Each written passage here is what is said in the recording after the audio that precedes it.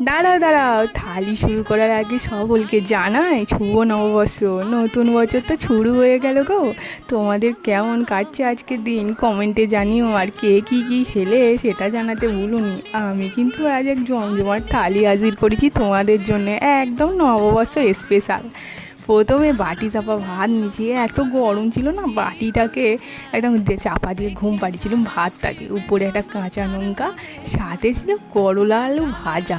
এই গরমে আর বছরের শুরুতে তেতো টক তো খেতেই হবে, তাই ছিল প্রথম পাতে করলা আলু ভাজা, মৌরলা মাছ ভাজা, সাথে ছিল বাটা মাছ ভাজা। ও, এখানেই তো জমে ক্ষীর গো। তারপর ছিল পুঁই শাক, কুমড়ো আর চিংড়ি দিয়ে একটা সবজি। এইটা খাওয়ার পরে চলে এলো পাতের উপরে সুন্দর চিকেনের ঝোল। হ্যাঁ, এটা একটু ঘন ঘন ঠিক গ্রেভিওয়ালা ঝোল, কিন্তু কষা কষাই ছিল।